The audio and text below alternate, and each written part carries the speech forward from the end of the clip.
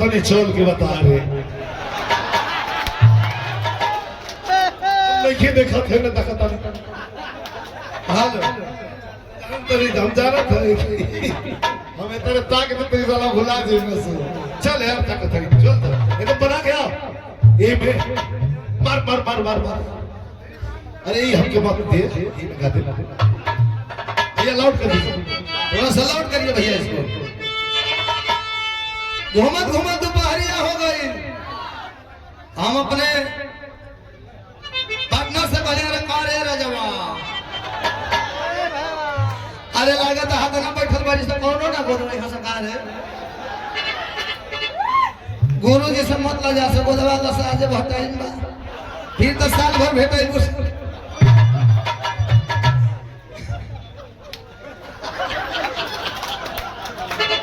यही तेरे आवाज लगैले बनी अरे आइली हम पूर्व खेवाना से ए सुधीर बबुआ तू दूगो हो जब तो गोदे जान जइबो अबे टराई मारत रह अरे आइली हम पूर्व खेवाना से अरे धारा के तारा समानावा आगो दावा हो अमाला कीनी तू गोदावा गोदावा ना हो सबसे ज्यादा यह बेचैन रहिए गुरु ताई गोदाई का बयाना दे तरू ना सुनो एक लाइन कहो कहो अरे जहां गाबू छाप देबो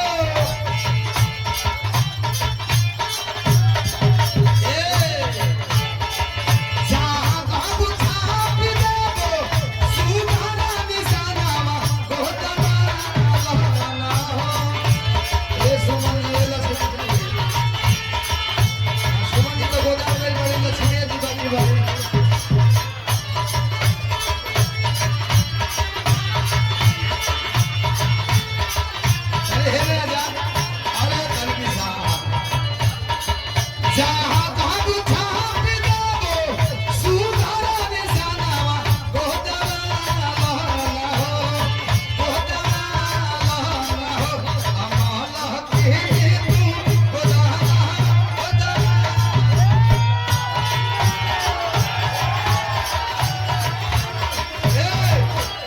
के नाम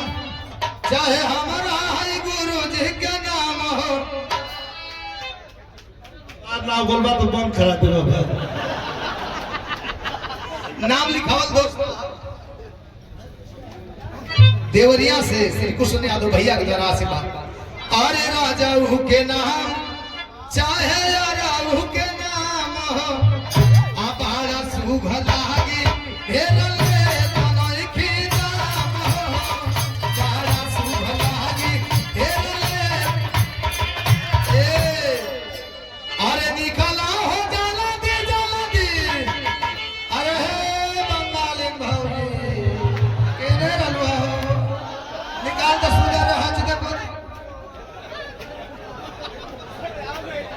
बुला बुझा तक घर खराई मार के आवे तो हमरा तो यह लग अब बनाओ थे ढेर बनाई तो दूसरा फीलिंग आवे लगी अब 2 मिनट से मना करला क्यों लेडीज के 2 मिनट से अधिक हमारा आंखी में मत देखनी बस बहुत खतरनाक हो जाला काम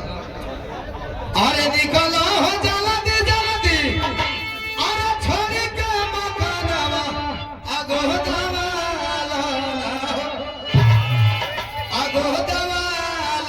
ना और जाऊ के नाम मत छोड़ना हो जाऊ के नाम के छोड़ना गुरु जी का प्राप्त था गुरु से मैं तरखा वाला बहुत नहीं कर आई मार के नहीं बता नहीं तो बंद कर टाइम खत्म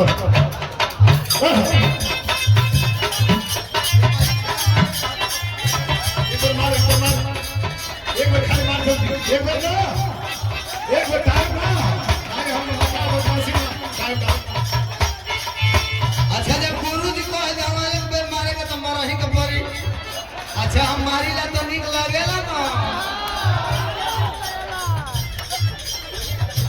लखे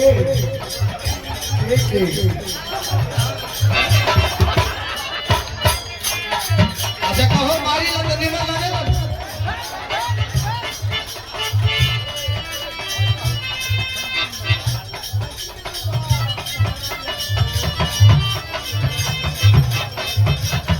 हालो हालो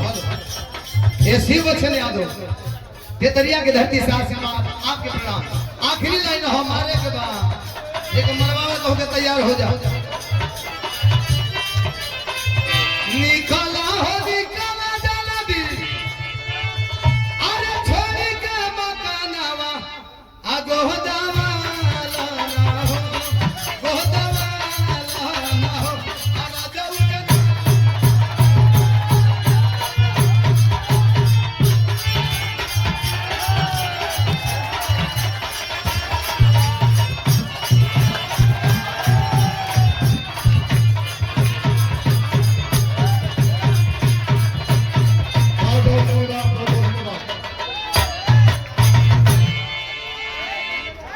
इंटरटेन सुनो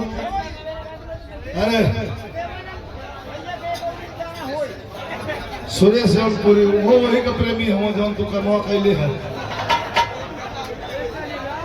सुरेश